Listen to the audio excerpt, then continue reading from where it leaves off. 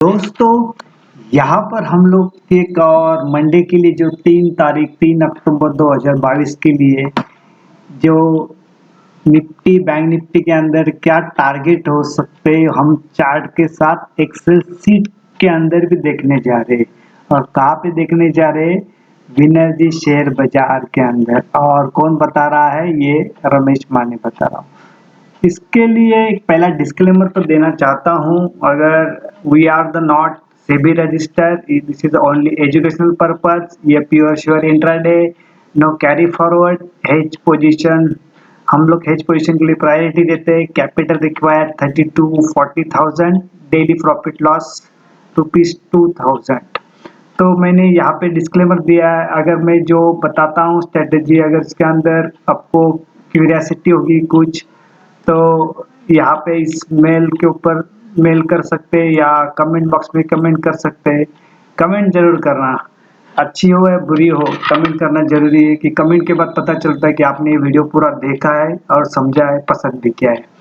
तो latest start हम लोग देखते हैं क्या है मंडे के लिए। मंडे के लिए 3 अक्टूबर 2022 के लिए। तो लेटेस्ट स्टार्ट क्या स्ट्रेटेजी हो देखते हैं। पहला हम लोग देखते हैं, ये है बैंक निफ्टी का। बैंक निफ्टी का देखो, यहाँ पे कुछ लाइन ड्रॉ करके रखिए। ये वाला याद रखना है। ये कौन सा है? ये वीकली हाई है जो बनाया था ना, 38,000, ये 38,811 का जो हाई बताया था। ये इसके ऊपर चलना शुरू होने के बाद ऊपर जाएगा, लेकिन सस्टेन करना जरूरी है। ठीक है, इसके नीचे जाना शुरू हो गया तो बड़ा मंदी शुरू होगा, नए नए सिरे से। ये चीज यहाँ पे दर्शाती है। तो समझो इसके बीच में भी रह सकता मार्केट। तो ये क्या होता है, एक बैंड के अंदर ट्रेड कर रहा है। इसका समझ ये है, समझो यहाँ से यहाँ तक आए तो हम लोग बाय करेंगे, यहाँ से ऊपर जाता तो सेल करेंगे।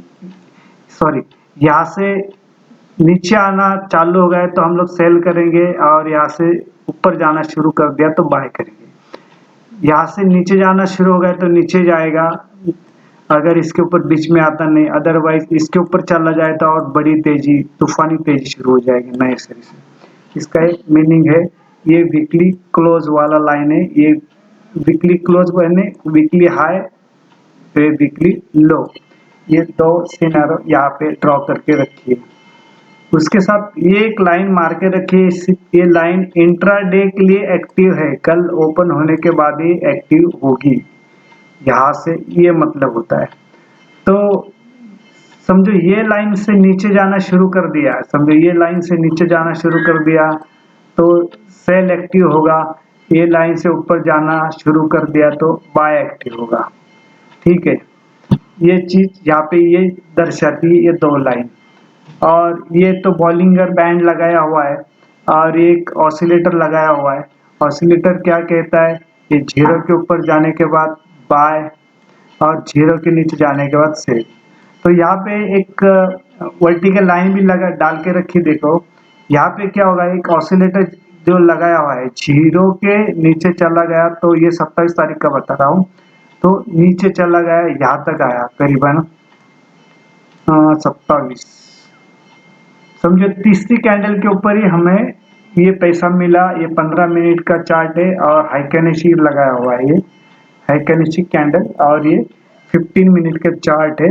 तो यहाँ पर एक ऑसिलेटर लगाया हुआ है। ये जो प्रीवियस जो लो है ब्रेक करने के बाद यहाँ पे सेल का पोजीशन एक्टिव हुआ, और फिर तीसरे चौथे कैंडल में हमें पैसा मिला। ये इसका मीनिंग होता है। उसी तरह से ये प्रीवियस जो लो था ब्रेक करने के बाद मार्केट गिरना शुरू हो गया, फिर तीसरे चौथे कैंडल के ऊपर एक पैसा मिलना।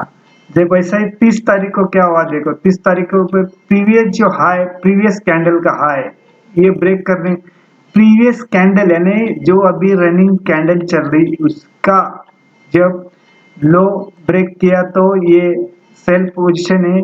प्रीवियस कैंडल का लो ब्रेक किया तो ये सेल पोजीशन है।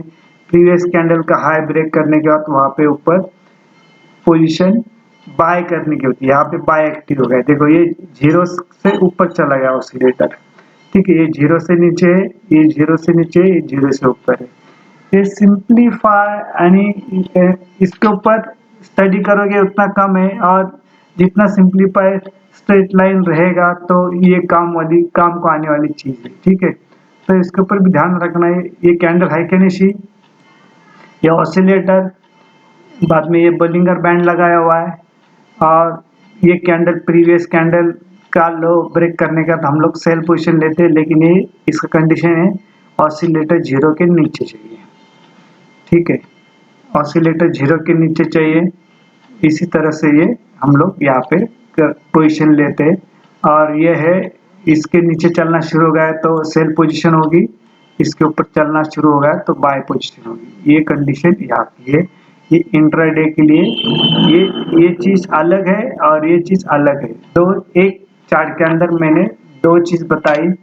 इंट्राडे के लिए ये जो है, ये जैसे भी मार्केट ओपन होगा तो एक्टिव होगा, और ये लाइन जो वर्टिकल लगाई है मार्केट ओपन होने के बाद 15 मिनट का कैंडल लगाने के बाद जो एक्टिव होगा उस हिसाब से।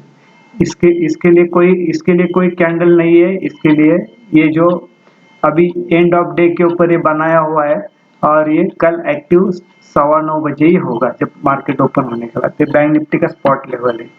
फिर हम लोग देखते हैं यहाँ पे निफ्टी का भी देखते हैं, निफ्टी 50 का। यहाँ पर भी देखो ये लगा के रखा है। ये जो है ये वीकली हाई है, ये वीकली लो है। ठीक है, और यहाँ पे ये 4-15 मिनट का है, लेकिन ये जो लाइन मार के रखी है वीकली वाली है, नहीं तो यहाँ पे कंफ्यूजन नहीं होना है। और यहाँ से ऊपर जाना शुरू कर दिया तो ऊपर जाएगा। ये इंट्राडे के लिए totally pure intraday, end of day के ऊपर ये कैंडल्स के ऊपर ये स्ट्रेटेजी बनाई हुई है। तो ये यूओडी के ऊपर बनाया तो कल 9:15 बजे एक्टिव होगा। ये रेट के नीचे जाना शुरू किया तो नीचे जाएगा, एक कैंडल ऊपर जाए तो इसके ऊपर तेजी आएगी। ये इसका मीनिंग है।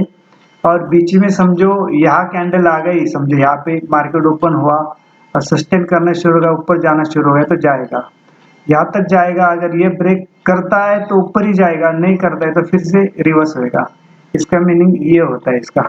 ठीक है, ये यहाँ पे भी हाइकेनेसी का कैंडल है, और ये बोलिंगर बैंड ये तो बताया मैंने, ये ऑसिलेटर भी बताया।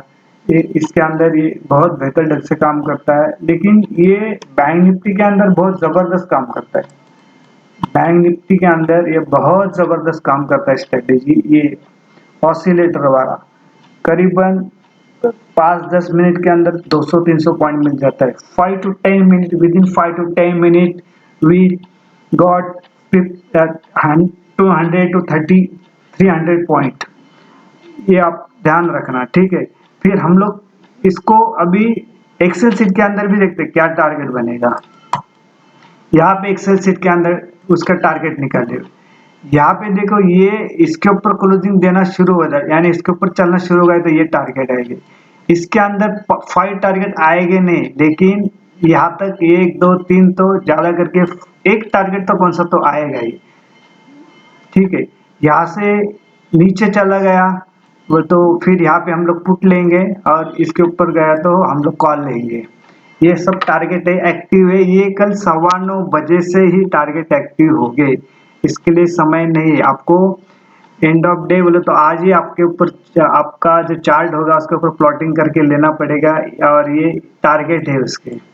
ये जो टारगेट आए हुए हैं ये टारगेट है बेरिश वाले, ये टारगेट है बुलिश वाले। जो ग्रीन है ये बुलिश है, रेड है ये बेरिश वाला है। उसी तरह से बैंक निफ्टी तो आज इससे ऊपर क्लोज है, बराबर है ना, 17,100 है। ठीक है, तो ये जब नीचे आएगा तो इसके बाद के टारगेट डेट दिया है। समझो गैप डाउन हुआ तो ये टारगेट इसके बाद एक्टिव होते हैं अगर ये रेट आता है तो। उसी तरह से इसके नीचे चला जाएगा तो ये टारगेट, ये बेरिश वाला टारगेट है। यहाँ पे कंफ्यूजन वाली कोई बात नहीं है। समझो 17,100 के ऊपर है, ये समझो ये टारगेट है, तो इसके लिए हम लोग प्ले करेंगे।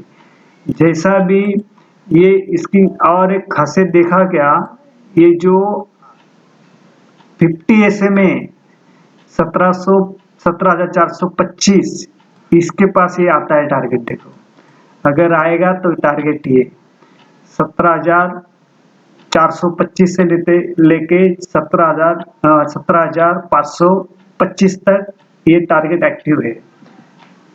ये सिर्फ ये इंट्राडे के लिए, लेकिन ये पूरा चार्ट है ये इंट्राडे के लिए, इंट्राडे ही काम करना है ये पूरा, इसके अंदर नो कैरी फॉरवर्ड। ठीक है, ये याद रखना, जैसे जैसे स्थिति बदलती है वैसे हमें बदलना है। ठीक है, और मैं यहाँ पे अगेन डिस्क्लेमर देता हूँ कि यहाँ पे कोई बाइंग और सेलिंग का रिकमेंडेशन नहीं, ये ओनली एजुकेशनल पर्पज है। ये वीडियो आपने देखा, सुना, समझा और पसंद भी किया, इसके लिए आपका धन्यवाद। Thank you very much. आप कमेंट्स करोगे तो पता चलेगा कि आपने वीडियो पूरा देखा है और समझा भी है, तो इसके लिए आपका धन्यवाद।